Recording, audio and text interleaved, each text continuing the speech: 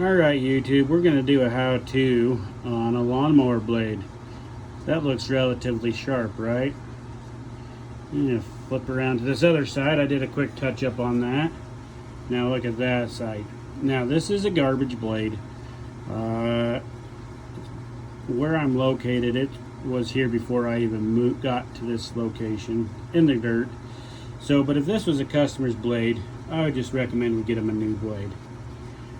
First of all, you can see that it's pretty much rusted to crap, which isn't a big deal. Hard to balance.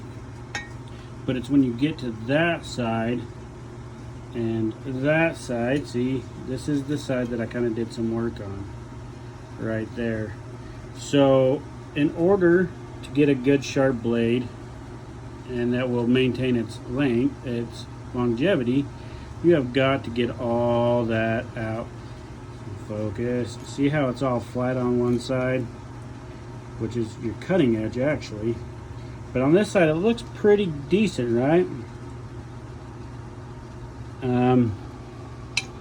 Well, that's because I went ahead and did a quick grind on it. And some of the things you'll want to do as a DIYer, or if you're a shop, which I don't think a shop would be watching this, but if you are, some of the tools you might want is a bastard file, a balancer, a little 4.5 inch grinder, or even a die grinder like so. Okay, so a die grinder works really well if the blade just needs to be touched up. You know, if you're pretty religious about keeping your blade sharp, that die grinder is pretty awesome. The bastard file, if you really want to go that way, I don't recommend it unless you have a whole lot of time on your hands.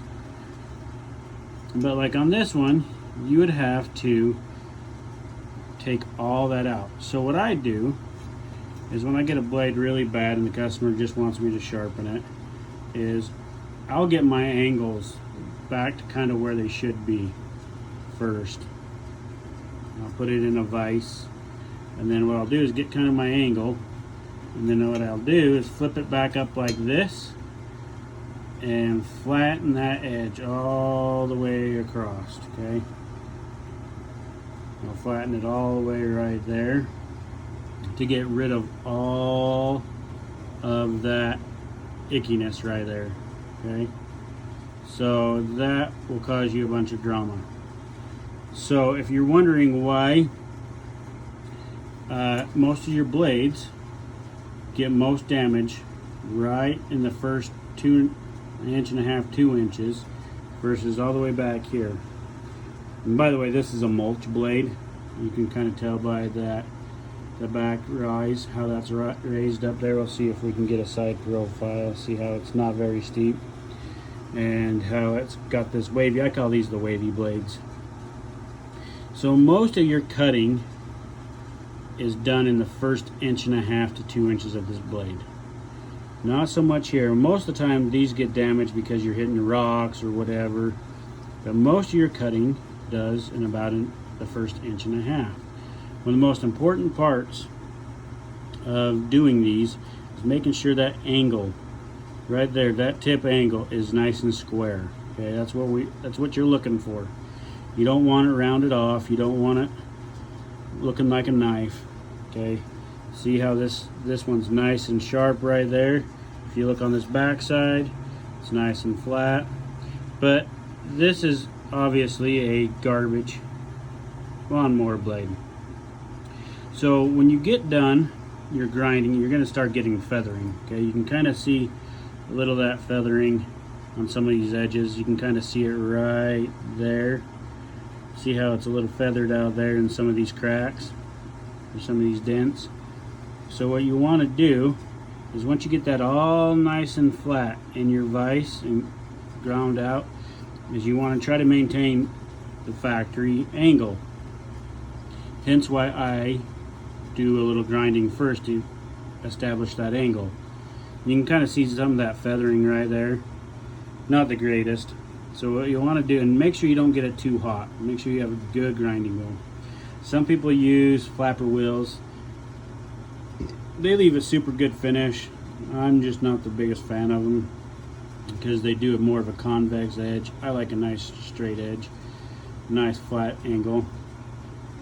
And so what you'll do is you'll take and grind out all the way out to the tip and make sure there's a burr that goes onto the back side right there. And then what you'll do is you'll take your file or your die grinder and run it flat across this back side right there. You can kind of see how I've got it nice and shiny. You do not want to sharpen this like a knife and have angles on both sides. If you have angles on both sides, you're not going to cut very well, and then you're going to have to take more off of your blade when you sharpen it. And see how that's nice and square right there, but right there at the tip is not so much square. You want to try to get that tip, that part right there, as I'm going to set this down here on my dirty bench because I got a chainsaw right there working on. That angle right there, that tip right there, you want that as square as can be. You want that at a 90-degree angle, okay?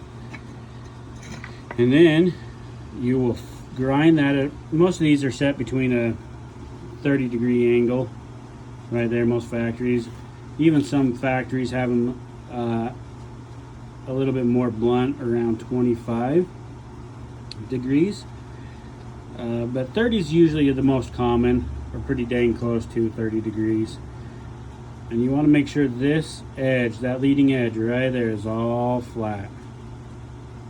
And so what I did really quick off the camera is I flattened this edge out a little bit. You can see I got it nice and flat.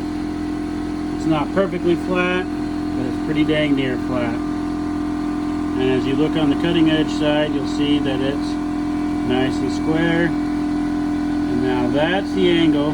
That's what I was trying to say before, is you want that tip as square as possible right there. Okay, you want that as square as possible. About as 90-degree angle as you can get it. Okay, because most of your cutting edge most of your cutting does from about here all the way out there. It's just the nature of the beast. Not so much all the way back here. This is good for mulching, because it's the wavy blade, okay? So what you're looking for is a nice clean angle. So I did a touch up on the side right here so you guys can kind of see that right there, okay? You normally don't have to do that, but because this was full of rust, you just kind of want to get rid of that.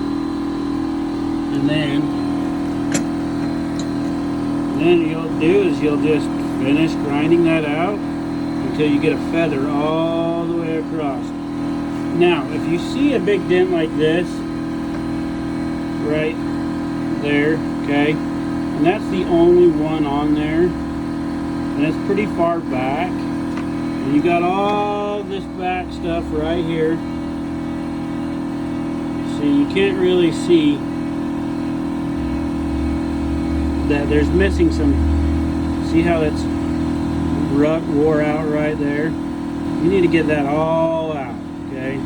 But if you got one big dent and that's all it is, and the rest of it looks really, really good, don't worry about that, okay? You're going to be wasting all your time just to get one dent out. And by the time you get doing that, you could have just went and bought a new one and been done and over with it. You can save that for next time you're sharpening, so you can keep sharpening it so you're not just wearing out a blade to get one little ding out. But some of the major things is you want to make sure right there, all that wore out stuff. See if I can get a better light. Sorry about the air compressor. See that wore out stuff versus right there? You need to get all that out of there. You see how right there it's nice and clean? It's still a little wore out. But right here on your wavy part, it is not nearly as bad. The only thing you see there is the bits from the rust. you want to make that line, that cutting edge, match all the way down. Okay, and then you got to make sure that that little stuff is gone. That's what's so important. And then you don't want to sharpen this like a knife. You don't want to take your file like this and go like this on it, okay? Because you're just now ruining all your hard work. Flat. You want to be flat with that surface. So when you take those burrs off, you're just taking the burr off. You're not sharpening it like a knife. So you want this side to be flat, this other side to be about a 30-degree angle, okay? So if you have any comments or you have any questions, please reach out to me and we can go from there. And I can maybe do a video on your questions. And I'll do another video on this when I get a decent, worthwhile lawnmower blade. Or maybe I'll just hurry and sharpen this one out so you guys can see it. And then once you get both sides all done, you'll want to put it on your balancer. Now if you don't have a balancer, these are cheap. They're $5-10 bucks. Go to your local shop. You can probably pick them up. You can order them on Amazon. Now if you're a farmer and you just don't have that and you just have a bunch of nails, what you want to do is find a nice flat spot. So we'll use this as an example. One of my little screws right there. Make that as level as possible, and then you can hang your lawnmower blade on it. Obviously you can tell that it's going to be that this is not balanced at all, not even remotely. You can see that this screw, but just one nail, and that you can go, I mean, that will get you really close to balance. I know a lot of farmers and a lot of other people will just use a round screwdriver or something. This is a T27 because I do a lot of steel work. Is you'll take that screw or that round piece and you'll set it in there, and you see how it just tips out like that. Obviously that's heavy. Now, is it the most accurate way to do it? Absolutely not. The most accurate way to do it is pick up this little tool right here. It has a little cone on it. See, it bounces down. Worry about that garbage right there. And see, it automatically balances itself to its sweet spot. We'll slide this out here like this so you can kind of see it.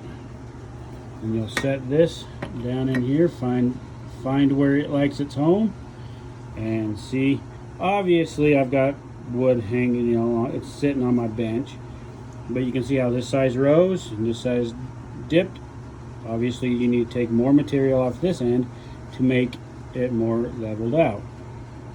Now if you're feeling really frisky, you could go buy the $200 balancer from Oregon, and they work really awesome. I have the tool to make sure that it's bent. If your lawnmower is bent, it will detect it, and if it's really cool unit. I don't have one because I don't need it. I get them really accurate with that.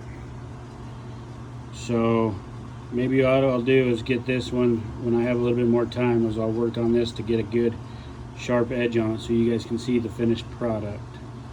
Like, subscribe, share, possibly comment on what you want to see with my next videos.